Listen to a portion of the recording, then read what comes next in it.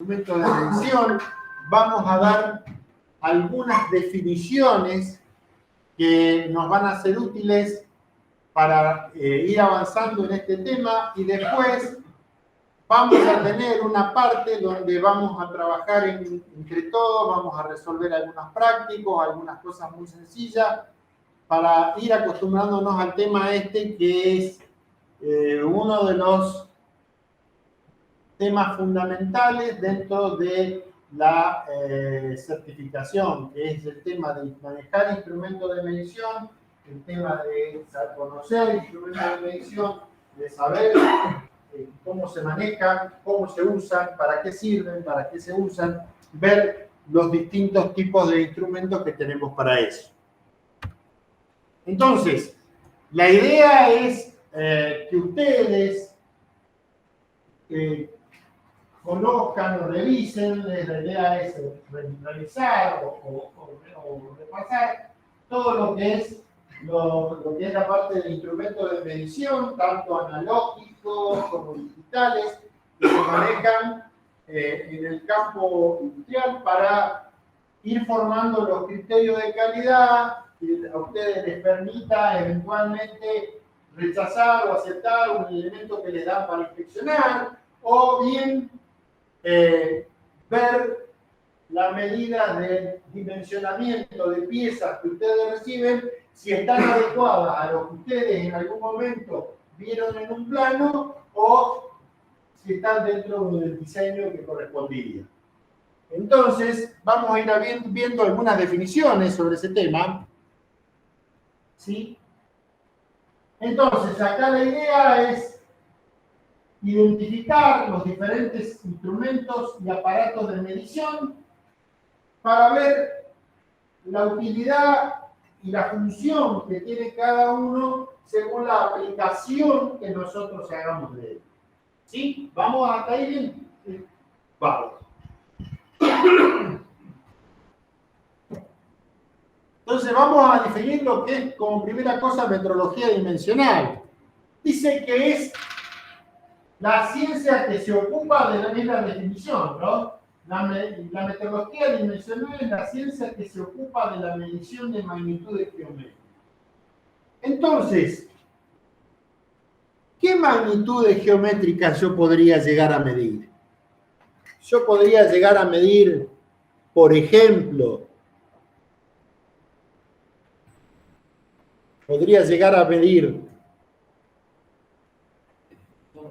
longitudes,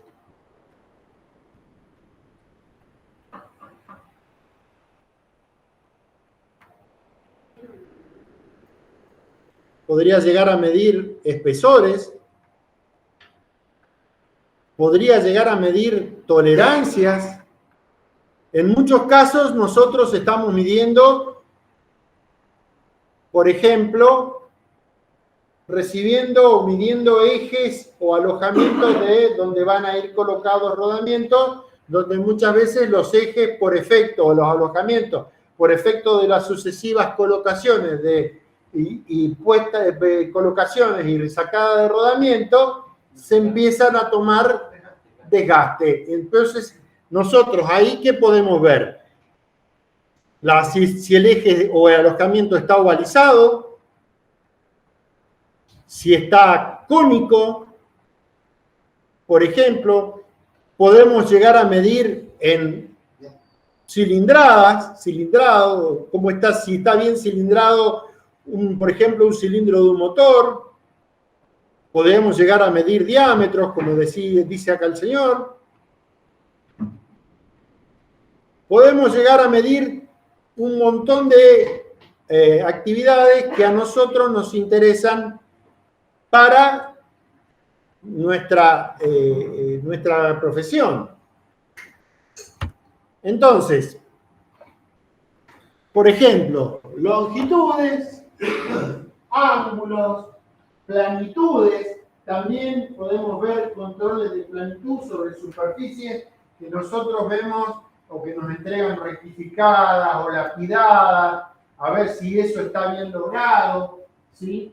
Rugosidad, si una superficie que nosotros consideramos que no cumplen las condiciones de pulido que nosotros necesitamos. O sea, tenemos la posibilidad de ver distintas variaciones. Bueno, ángulos, obviamente, plantitudes y todo eso. ¿Vamos bien hasta ahí? Bien. Entonces, ¿qué integra la terminología de acuerdo a lo que es la metrología dimensional? Bueno, nosotros las mediciones y los instrumentos los describimos con ayuda de varios símbolos, convenciones y términos. La idea es familiarizarse con los términos y los símbolos más comunes y ver los distintos instrumentos de medición.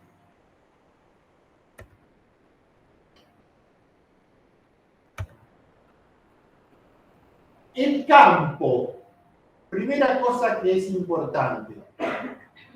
El campo es el conjunto de valores, ¿sí?, que están comprendidos dentro de los límites inferior y superior de la capacidad de medida. Es decir, yo tengo un instrumento, ¿sí? A ver. Yo tengo un instrumento, ¿sí?, que tiene un campo de medición con un límite inferior, supongamos que era 0 a 0, y tenga como límite superior 1 milímetro. Entonces, ¿cuál va a ser mi campo de medición? Todo lo que esté comprendido entre 0 y 1. Es decir, si yo tomo mediciones que van a estar por encima o por debajo de los valores mínimos y máximos del campo de medición, no van a ser las que corresponden, no van a ser correctas. Entonces, el campo me dice o me da el conjunto de valores. Lo mismo pasa con instrumentos digitales. Por ejemplo, yo tengo, o se utilizan mucho instrumentos, por ejemplo, tacómetros digitales, ¿sí?, para medir el giro de los motores o el giro de equipo, ¿sí?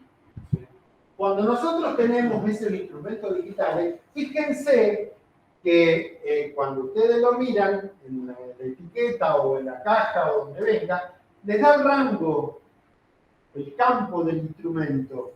Entonces, el rango y el error. Y el error. Si ustedes tienen, por ejemplo, un instrumento que mide desde una vuelta hasta 99.999, tienen ese campo amplísimo para ver todas las mediciones. Lo que esté por arriba no lo va a medir, y lo que esté por debajo de una RPM tampoco. Entonces, ese es el campo en el que ustedes van a realizar las mediciones.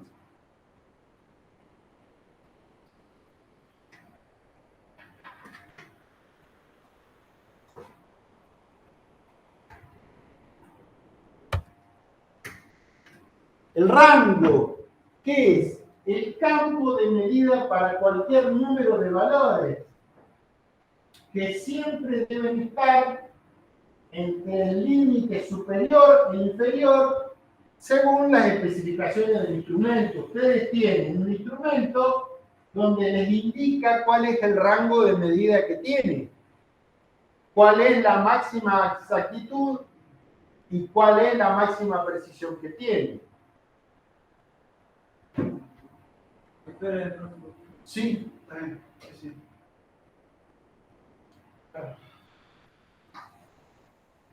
Suponete que yo te doy a vos un calibre y dice de 0 a 12 milímetros y te mide con una precisión de una décima.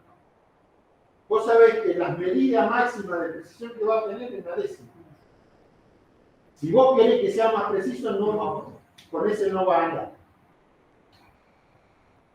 Entonces, vamos viendo ahí las características que tienen los distintos instrumentos. ¿Ven? ¿Qué es la exactitud? Es la cualidad de un instrumento por la cual tiende a dar lecturas próximas al verdadero valor. Ahora, fíjense, esto es exactitud. Y esto es precisión. Entonces, precisión es la cualidad que tiene el instrumento por la que tiende a dar lecturas muy próximas unas a otras, es decir, el grado de dispersión de las diferentes mediciones que yo hago no es muy grande, no es muy grande. Entonces yo les hago esta pregunta. A ver, exactitud. ¿Es lo mismo que precisión? No. ¿Por qué? Porque vos podés tener un instrumento que te mida la milésima y puedes tener un error del 50%. Exactamente. Porque la exactitud está muy vinculada a la repetitividad de las mediciones y la precisión está muy vinculada a la sensibilidad de que tengas el instrumento. Entonces, vos podés tener un instrumento que sea exacto, ¿sí? Pero tenés una precisión de una décima. Y dentro de esa precisión, el instrumento te va a medir. ¿Cuál? Pero si yo, y va a repetirte las medidas, va a medir varias veces y todas las medidas que tengas van a estar ahí, cerca, aproximadas. Ahora, si yo te cambio la sensibilidad del instrumento y te digo, en lugar de que este te mida en una décima, te voy a dar este que te mide en una milésima, más preciso. Posiblemente la medición no sea tan repetida, no sea tan exacta, pero sí va a ser más precisa con respecto al valor. Tiene que ver con lo que dijo el principio del campo de elegir. Claro, vos tenés, ahí está el tema, rango. Vos vas a ver, por ejemplo, vos vas a medir, qué sé yo, tenés que medir si un cilindro de un motor o una camisa de una bomba o de una válvula está ovalada o está cónica. Y vos tenés un instrumento, un anesómetro, o tenés un micrómetro, o tenés un calibre muy bueno. ¿Qué vas a buscar? Y que la precisión del instrumento con que vos vas a medir sea la mejor. Y quizás si tenés que medir con un calibre cuánto mide este escritorio, no te hace falta un instrumento de tanta precisión porque la medida que te va a dar, si bien no va a ser precisa, va a ser bastante exacta con lo que es la realidad. Entonces, ¿dónde está? El tema dónde está, la elección que nosotros hagamos del instrumento o del nivel de precisión que tenga el instrumento para la aplicación que queremos dar. Puede ser una comparación con medir presión, por ejemplo, un manómetro. Rango, claro, rango. Sí. Ahí tenemos un manómetro de 0 a 100 kilos para poder ver la presión de 2,5 kilos. Bueno, ahí te pasa, ¿qué es lo que ocurre? Perdemos precisión. ¿Por qué? Porque a vos tenés, suponete, un rango así para medir una cosita que está acá. Entonces te salen todas las mediciones amontonadas acá y te queda todo esto abierto. Entonces vos no sabés que estas medidas pueden ser exactas, pero no sé cuán precisas pueden ser. Vos lo que tendrías que agarrar es decir, bueno, si yo voy a trabajar con presiones, qué sé yo, de 20 PSI o de 15 PSI y me traigo un manómetro por la duda de 40 o de 50, no uno de 100. ¿Por qué? Porque se amontonan las mediciones. Es lo mismo, por ejemplo, cuando ustedes, bueno, ustedes no lo hacen, pero cuando vos trabajás en lo que es la medición de vibraciones, ¿sí? Vos tenés una configuración. Entonces, si vos tomás un rango muy grande para medir un valor muy chiquito, te queda todo amontonado sobre el comienzo de la medición y no alcanzás a distinguir nada. Y no sabés si lo que está midiendo está bien, es real, no es real, es exacto, es aproximado, es preciso. ¿Me entendés? Entonces, ¿por dónde pasa todo esto? Todo esto pasa por la elección que ustedes hagan de el instrumento de medición que van a emplear. ¿Sí? ¿Me van entendiendo? Bueno.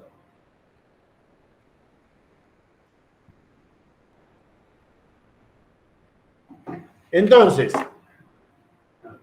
está apareciendo entonces el tema de lo que es la repetibilidad, que es la capacidad que tiene de reproducir repetidamente valores dentro de un rango aproximado en las mismas condiciones de servicio y en el mismo sentido de variación. Siempre dentro del campo, ¿no? Forma lo que se llama campana de Gauss. Entonces, todo lo que está en esta zona entra dentro de lo que se llama repetitividad de las medidas. Es decir, ustedes pueden tener un instrumento que no sea muy preciso ni muy exacto, pero que te repite las medidas. Entonces, eso para vos te va a dar una noción de más o menos en qué situación te encontrás. Si querés pulir ese detalle, si querés mejorar ese detalle, vas y te buscas un instrumento más exacto. O con un... Sería la misma referencia, digamos, Claro. el mismo patrón para siempre la misma medición. Claro, pero te buscas un instrumento que sea más sensible, y cuanto más sensible es el instrumento, más exacta es la medición. ¿Vamos bien hasta acá, gente? Sí. Bien, sigamos entonces. Bueno, esto es histéresis, que es la diferencia máxima que se observa en los valores indicados. Y este es el detalle que yo quería que vieran. Fíjense, resolución, que es el cambio más pequeño en el valor medido para el cual un instrumento le va a responder. Entonces, la resolución es un dato del instrumento. Según la resolución que tenga, cuanto más resolución tenga el instrumento, ¿sí? Claro, más pequeño va a ser el cambio al que va a responder. Entonces, sensibilidad y resolución son las cosas que te dan a vos la posibilidad de tener un instrumento con un grado de precisión.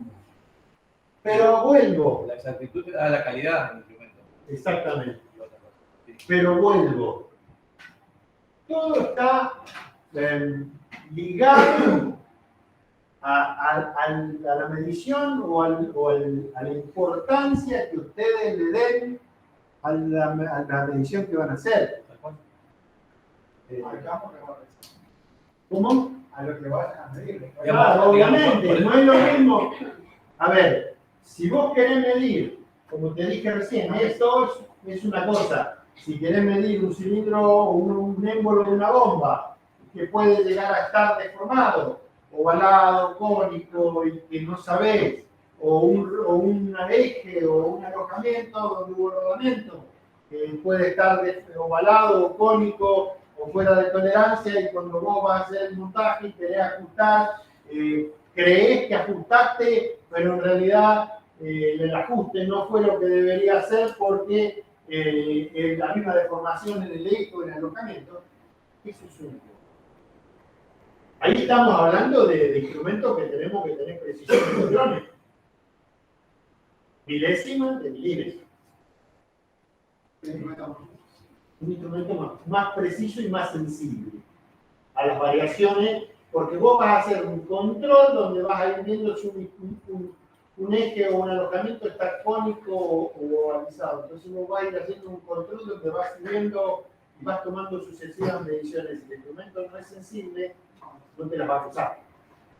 ¿Vamos? ¿Se va entendiendo, chicos? Bien. Sigamos.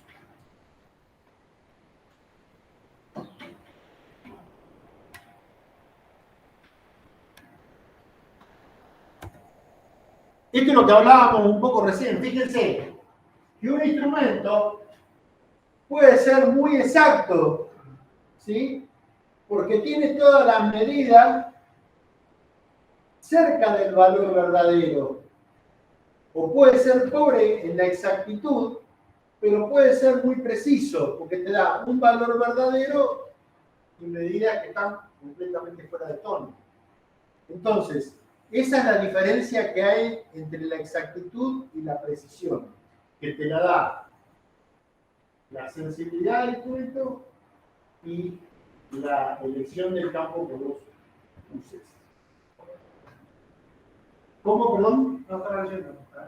Claro, vos podés tener pobre exactitud, ¿sí? Fíjense que acá está el valor verdadero y todos los valores que tira el instrumento, pero gran precisión.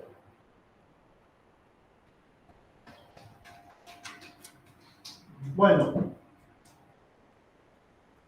hay distintos sistemas de unidades sobre los que nosotros trabajamos. Básicamente,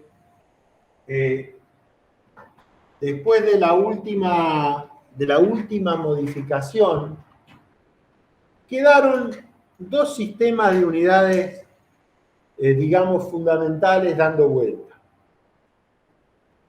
Uno es lo que se llama Sistema Internacional,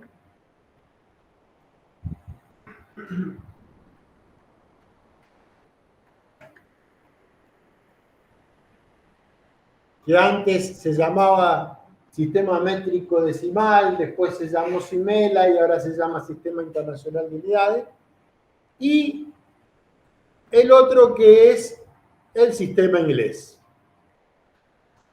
Nosotros normalmente trabajamos, como les dije el otro día, porque somos bastante Europa dependientes, con el sistema internacional. El sistema inglés quedó para los países de habla inglesa y, oh casualidad,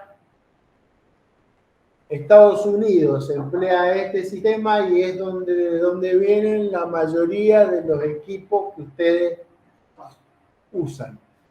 La mayoría de los equipos vinculados a la industria del oil and gas tienen origen británico. Entonces, de todas maneras, entre los dos sistemas, sistema internacional y sistema inglés, hay conversiones, ¿sí? de un sistema en otro, y también cómo son las escalas en los instrumentos de medición. El instrumento de medición que te la dan en pulgada, o instrumento de medición que te la dan en sistema métrico o sistema internacional de unidades, que es el que nosotros tenemos. ¿Sí? Ahí tenemos los dos sistemas, el sistema internacional de unidades y el sistema inglés de unidades. Nuestro sistema internacional de unidades tiene unidades fundamentales que emplea como base en la organización del sistema. ¿Cuáles son? Lo que es la longitud, la unidad es el metro, la masa, que es el kilogramo, masa. Para el tiempo, el segundo. Lo que es intensidad de corriente, que es el ampere. Para la temperatura usa el grado Kelvin, que es la temperatura del cero absoluto, donde teóricamente es menos 273,16 grados centígrados, y se dice que ahí coexisten los tres estados de la materia, líquido, sólido y gaseoso. Se han hecho experimentos, se han hecho ensayos en laboratorio, y se dice que cuando vos tenés un trozo de materia cualquiera y le bajás la temperatura hasta llegar mediante aparatología importante hasta menos 273, en ese instante podés decir que existen coexisten los tres estados de agregación de la materia, líquido, sólido y gaseoso. Perdón, cuando lo bajaba a menos 273 Con 16. Kelvin. No, menos 273 con 16 centígrados. Ah, centígrados. Ese es el cero absoluto que le llaman. Menos 273 con 16. ¿Pasa a qué la materia? ¿Cómo? ¿Pasa a qué la materia? Tenés los tres estados de agregación. Tenés sólido, líquido y gaseoso. Coexisten los tres estados de agregación. O sea, es el punto donde vos tenés materia sólida, materia líquida, materia gaseosa. Mismo trozo. Los electrones se quedarían quietos a esa temperatura. No, a esa temperatura, teóricamente, cuando lo vuelvo a hacer llegar, es como si el mundo se hubiera detenido. Eso es lo que dice la teoría. Eso es lo que es la teoría. Ya se han hecho experimentos y ya llegan a esas temperaturas, pero con los claro, condiciones de presión, con valores biogénicos, con equipos de... Con los superconductores. Claro. Entonces, se trabaja cerca de esa temperatura para coexistir los tres estados. Entonces, la escala del sistema de mediciones establece para la temperatura termodinámica, el grado Kelvin, la cantidad de sustancias del mol, que es el peso molecular de una molécula de una sustancia cualquiera, y para la intensidad luminosa lo que se llama la candela. Fíjense, en el sistema inglés, mire cómo tienen. Para la longitud tienen la pulgada, la yarda, la milla, el pie. Para la masa, la onza, la tonelada, la libra. Para el galón, para el volumen tienen el galón, el cuarto, el pie cúbico. Fíjense que trabajan con un rango, con una cantidad de valores de unidades fundamentales. Pero miren este detalle. Acá tenemos la conversión para cada uno de los valores que están dentro del sistema inglés, puestos en el sistema internacional. Ese es el detalle. Hay tres unidades fundamentales. Tres magnitudes fundamentales. Longitud, masa y volumen. Y el resto salen como unidades derivadas de esas magnitudes fundamentales. ¿Sí? Y nosotros, en nuestro sistema internacional, tenemos algo medio parecido. ¿Sí? Entonces vamos a ver lo que es el análisis dimensional, lo que es la conversión de unidades. Fíjense que ustedes tienen en estas tablas que yo les pegué acá, ¿sí? ¿Cuánto es un milímetro en pulgada? ¿Cuánto es un centímetro en pulgada? ¿Cuánto es un metro en centímetro y en yarda? ¿Cuánto es un kilómetro en metro y en milla? O sea, todas las equivalencias que tienen ustedes para las distintas unidades del sistema. Lo mismo pasa para el área. Entonces nosotros también tenemos unidades fundamentales y unidades derivadas que ahora las vamos a ver. ¿Ven? Para lo que es volumen y capacidad, ¿sí? El sistema métrico y el sistema inglés. Lo que es masa y peso. Lo que es temperatura, que ellos la toman en grado Fahrenheit. Ellos usan el grado Fahrenheit. Entonces yo puedo, aplicando estos factores, ¿sí? Conociendo una temperatura en Fahrenheit, aplicando este factor de conversión de 5/9 por Fahrenheit menos 32, obtener la temperatura en centígrados. Y al revés, si la tengo en centígrados y la necesito en Fahrenheit, puedo aplicar estos valores, estos factores de conversión y pasar de una escala a otra. Ahora,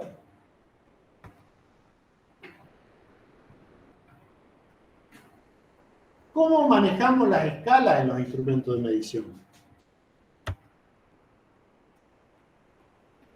Las escalas en los instrumentos de medición son lo que se llaman escalas de medida.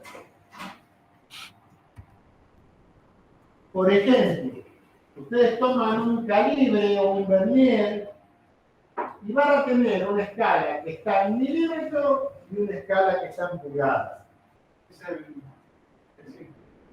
Entonces ustedes pueden medir un diámetro o un interior o un exterior o un espesor en milímetros o en pulgadas. Y hay que tener buenos lentes porque si no, no ven nada. Bueno, pero piensen que ya viene la digitalización, ya viene todo digital y todo el fluido. Ya estos sistemas van partiendo, ya vienen todos, ya, no sé, ya han visto los calibres digitales, los micrómetros digitales, ya todo ese instrumental se va digitalizando, porque no es por los buenos lentes o los malos lentes, sino porque vos con la digitalización mejorás la sensibilidad del instrumento y mejorás la precisión. Vos podés llegar, por ejemplo, con un calibre de estos, pero digital, a valores de sensibilidad que antes ni de casualidad con este tipo de revistas vos, por más anteojo bueno que tengas, vas a ver. ¿Sí? Si yo te digo, te doy un calibre de esto, con una precisión de una milésima de milímetro, vos encontrarme la milésima. Si la podés ver. Yo no. Lo mismo pasa con los micrómetros. El micrómetro vos vas a tener instrumentos de medición en milímetros o en pulgadas. ¿Cuál es la diferencia? A ver, si la saben, pregunto. Entre un calibre o vernier o palmer o nonio, el nombre que les guste, y un micrómetro.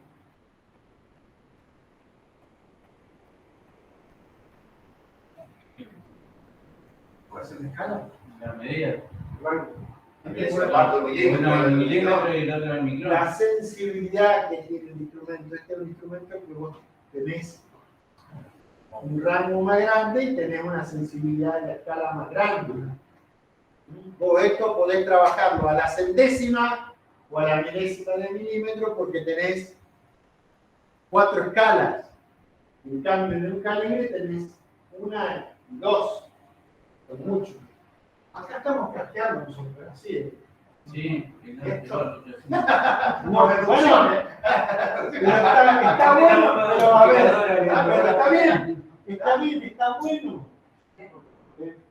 A ver, mucho poco a lo se llevan, sí. Entonces sería como más preciso. Sí, debería. Más sensibilidad. Sí, debería. No te las quito, más opciones para llegar a la precisión, digamos. claro, no te quito que hay calibres muy precisos y micrómetros muy feos. Pero en condiciones normales de construcción, si vos querés mayor exactitud en una medida, mayor precisión en una medida, y eso es más sensible. Igual influye mucho qué es lo que va a medir, porque se va a medir un cigüeñal, por ejemplo, es Bueno. lo ideal por ahí. Si vos trabajás con un, por ejemplo, con un cigüeñal, que vos te necesitas trabajar a la milésima para ver si están también ovalados, cónicos, desgastados los uniones, o trabajás con un eje de leva, donde tenés que medir los alojamientos, los apoyos de la leva en los alojamientos, y esto tenés que trabajarlo con un instrumento de esta naturaleza. Obviamente. Podrías con un calibre, o Y capaz que sí, podrías con un calibre, pero pero la más precisión, margen de error. claro, el margen de error que vas a tener seguramente va a ser mayor. Igual para hacer con exactitud tendría que ser alemán, japonés, no te vas a poner uno chino. No. Por eso yo le decía recién, por eso yo le decía recién que vos me decís que el micrómetro más exacto, sí, yo te digo que es más preciso, sí, que es más sensible, sí, pero hay calibres que son muy buenos y micrómetros que son muy malos. La que sí, hay. A ver, hay 4 o 5 marcas que son las que lideran el Toyo, que es japonés, y algunas otras alemanes, que son los que manejan, o americanos que manejan con un grado de sensibilidad mucho mejor que estos de los chinos.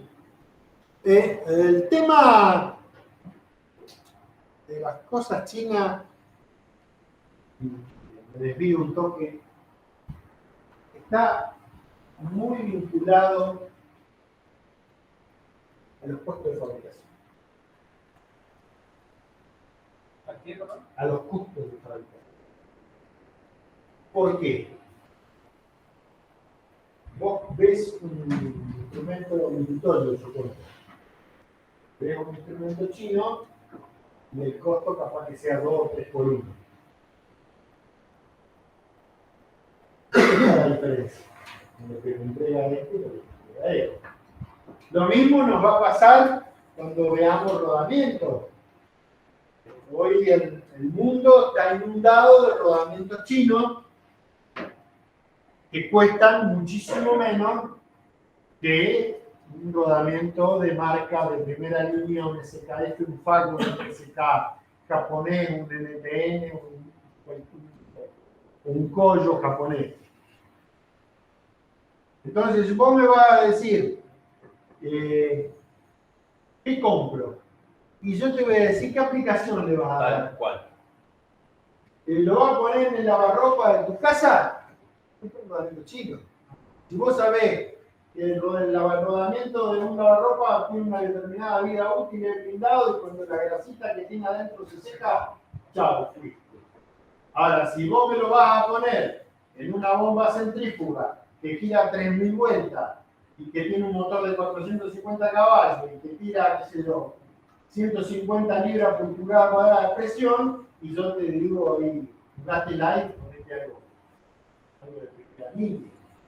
Porque el tema, el costo aparece en la precisión de la construcción. Lo que, por ejemplo, para algunos es un rodamiento o un elemento de precisión, para ellos es de ultra precisión. Lo que para los demás es estándar, para ellos es una cosa de precisión. Entonces, el costo está vinculado con lo que entrega, con la calidad. En algún lado está, independientemente de lo que me vayan a decir ustedes, de la mano de obra, del tema de cómo se trabaja, cómo se trata a la gente de China y todo eso. Han mejorado los chinos, se vienen esmerando. ¿Por qué? Porque ahora compiten. Ahora tienen que estar en una posición de competencia interesante y los tipos empujan y quieren llevar adelante toda una situación. Entonces van mejorando. Pero de todas maneras, todavía en muchos elementos de los que nosotros usamos hay. Fíjense, mediciones directas o indirectas. ¿Qué es esto? Nosotros tenemos, lo trabajamos, vieron cuando vimos las unidades fundamentales en cada uno de los sistemas, vimos 3 o 4 unidades, ¿sí? Que son lo que se llama medición directa. Y hay otras unidades que surgen como medición indirecta de combinar elementos que forman una medición directa. Por ejemplo, una medición directa, ¿qué es? Se obtiene con un instrumento de medida que compara la variable a medir con un patrón. Y una medición indirecta es una magnitud buscada que se calcula a partir de magnitudes directamente medidas. Ejemplo. Vamos otra vez para este win. ¿Sería un pasa o no pasa? Indirecto. No. No. Esto es así. Vos, por ejemplo, haces una medición de velocidad y decís que velocidad es igual al espacio sobre tiempo. ¿Sí?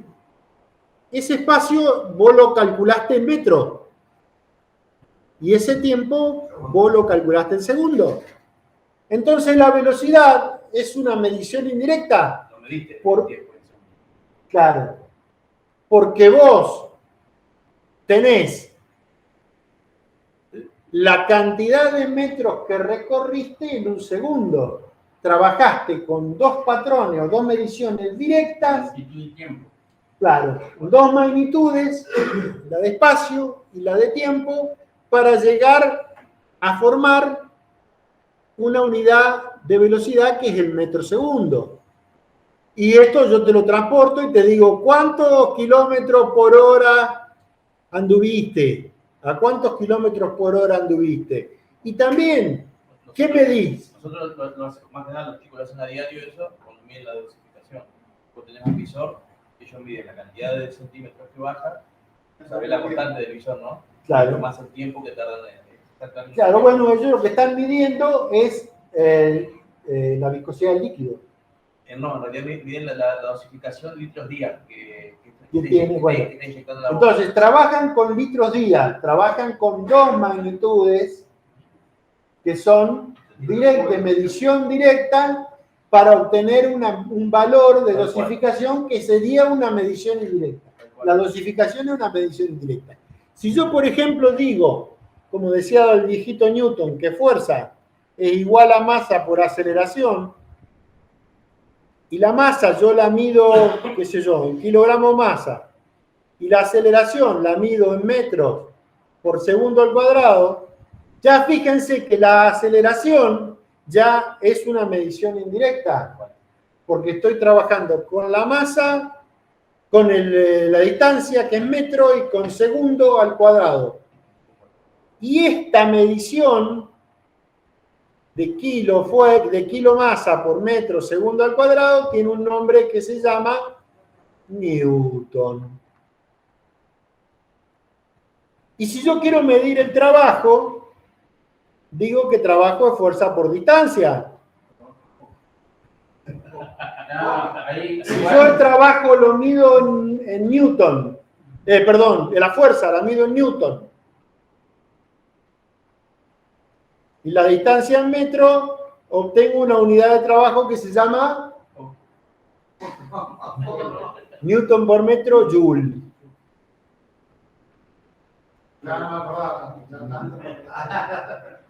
¿Sí?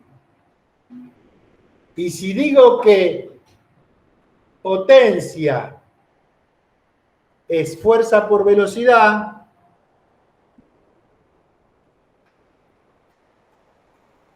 yo digo que es Newton por metro sobre segundo, y esto se llama... Entonces, salen estas unidades derivadas como consecuencia de la aplicación de unidades comunes o simples. 10 minutitos.